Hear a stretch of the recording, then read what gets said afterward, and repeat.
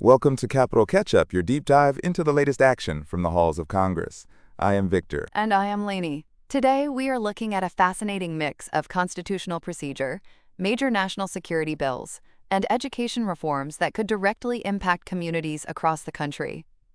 Let us start with a bit of a constitutional showdown between the House and the Senate. Yes, this involves House Resolution 212 and House Joint Resolution 25. It is all about how the federal government regulates digital assets, like cryptocurrency. The Internal Revenue Service recently introduced a rule regarding gross proceeds, reporting by brokers who regularly provide services effectuating digital asset sales. Right, and Congress decided to step in using the Congressional Review Act. Under House Joint Resolution 25, lawmakers formally disapproved of this Internal Revenue Service rule, effectively blocking its implementation. This means the proposed tax reporting requirements for digital asset brokers have no legal force or effect. But here's where the procedural drama comes in. The Senate tried to pass its own version, Senate Joint Resolution 3, to overturn the same tax rule. However, the House formally rejected and returned that resolution to the Senate through House Resolution 212. Why?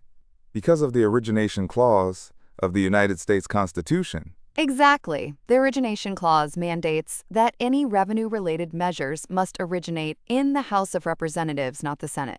Since the resolution dealt with tax reporting, the House asserted its constitutional prerogative, stating the Senate's action infringed on House authority. It is a great reminder of how strictly these constitutional boundaries are guarded. Shifting from procedural clashes to national security, let us talk about House Bill 1468. Also known as the Protect America's Innovation and Economic Security from CCP Act. This bill targets economic espionage and intellectual property theft by the Chinese Communist Party and the People's Republic of China. This legislation would establish a dedicated CCP initiative within the Department of Justice's National Security Division. The goal is to protect American academic institutions, our defense industrial base, and critical infrastructure from non-traditional intelligence collectors. It would coordinate with other federal agencies to monitor foreign investments and prosecute trade secret theft and hacking. It is a highly focused effort, requiring dedicated, standalone resources and annual reports to Congress on technological threats, including artificial intelligence and unmanned aircraft. Notably, it includes a 6-year sunset provision, meaning Congress will have to reevaluate its effectiveness down the line. Along similar lines of national security and foreign influence, we have House Joint Resolution 194. This proposes a constitutional amendment that would prohibit anyone holding dual citizenship or allegiance to a foreign country from serving in high-ranking federal positions. That would include representatives, senators, Supreme Court justices, ambassadors, public ministers, consuls, and even the president and vice president. To serve, they would have to formally and permanently relinquish any foreign citizenship, nationality, or allegiance. This has been referred to the House Committee on the Judiciary. Meanwhile, on the economic front of global competitiveness, Senate Bill 4781 aims to expand the mission of the Export-Import Bank of the United States. It focuses on building export-related domestic critical industries to support American jobs and strengthen our global competitiveness. And speaking of critical industries and competitiveness, we have to talk about Senate Bill 2296, which is the National Defense Authorization Act for fiscal year 2026. This is the massive policy and funding framework for the Department of Defense, military construction, and national security programs within the Department of Energy.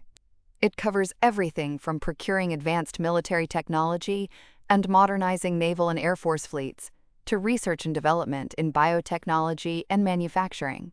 But it also directly affects service members and their families by reforming compensation and benefits, setting military end strength levels, and updating healthcare services. It even tackles environmental remediation, specifically addressing perfluoroalkyl and polyfluoroalkyl substances, often called PFAS, and updates acquisition policies to make purchasing more efficient.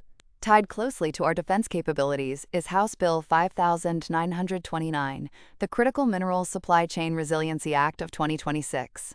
This bill aims to secure our domestic supply of strategic materials by streamlining the federal permitting process for projects initiated under Presidential Determination 2022-11. These defense-related mining and processing activities would be classified as covered projects on the federal permitting dashboard, allowing for faster coordination under the Defense Production Act. Project sponsors can opt out if they choose, but the House Committee on Natural Resources has reported this with amendments to speed up our essential industrial capabilities. Now let us pivot to education, where we are seeing a major push to reform federal charter school programs through 3 distinct bills. First, there is House Bill 7082, the FLEX Act, or Fostering Learning and Excellence in Charter Schools Act. The FLEX Act amends the Elementary and Secondary Education Act of 1965 to give charter schools more financial and operational flexibility. It increases funding for expanding and replicating charter schools and broadens what grants can pay for, including facility repairs, operational costs, and teacher compensation.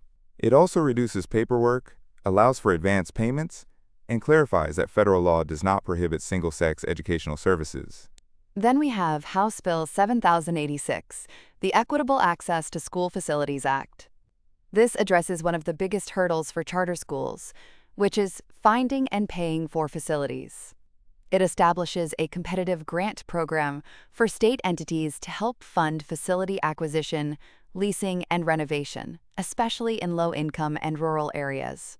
It prioritizes states that offer equitable access to tax-exempt financing and public property, and allows states to set up revolving loan funds. And finally, House Bill 3453, the Empower Charter School Educators to Lead Act, introduces pre-charter planning subgrants of up to $100,000 for experienced educators who want to start new schools. It also strengthens state-level oversight and technical assistance. All 3 of these education bills aim to reduce bureaucratic hurdles and empower local operators. On the funding front, House Bill 9260 outlines appropriations for the Department of Labor and related agencies for the fiscal year ending September 30, 2027. This is a crucial bill for workforce development, funding programs under the Workforce Innovation and Opportunity Act, the National Apprenticeship Act, and the Job Corps. It includes grants for state-level training, support for dislocated workers, and initiatives to help individuals with disabilities participate in the labor force, alongside funding for veterans, employment services, and modernizing unemployment compensation systems. We also need to highlight House Bill 8966, the Subpoena Abuse Prevention Act. This is a significant civil liberties bill that proposes reforms to how the federal government uses administrative subpoenas to access private customer communications. It would prohibit bulk data collection and explicitly ban using subpoenas to investigate or retaliate against anyone exercising constitutionally protected rights like free speech, assembly, or religion. It requires a sworn certification of lawful purpose for each subpoena and mandates that federal agencies publish annual statistics on their use of these tools. Let us close out with some important resolutions and land use decisions.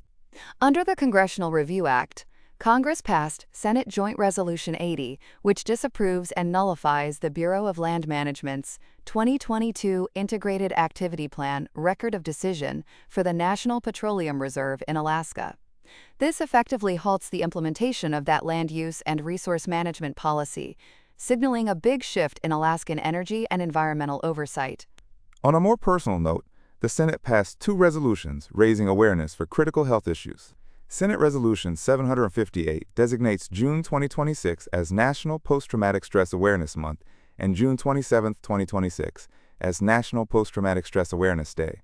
This resolution focuses on the mental health needs of military veterans and service members, especially those who served post-September 11th. It aims to combat the stigma of these invisible wounds and encourage early treatment to reduce risks of homelessness, substance abuse, and suicide. And Senate Resolution 765 designates July 2026 as National Sarcoma Awareness Month. Sarcoma is a rare, often misdiagnosed cancer of the bones and connective tissues that affects about 18,000 Americans annually, including many children. The goal is to improve public understanding, encourage early diagnosis, and support the more than 236,000 people living with the disease. As we look ahead, keep an eye on how the Senate responds to the House returning their digital asset resolution, and watch for further action on the National Defense Authorization Act as it moves through the legislative process. We will also be watching the progress of the charter school facility grants and the Subpoena Abuse Prevention Act as they head toward potential floor votes. That is all for today's Capital Catch-Up. Thank you for listening. We will see you next time.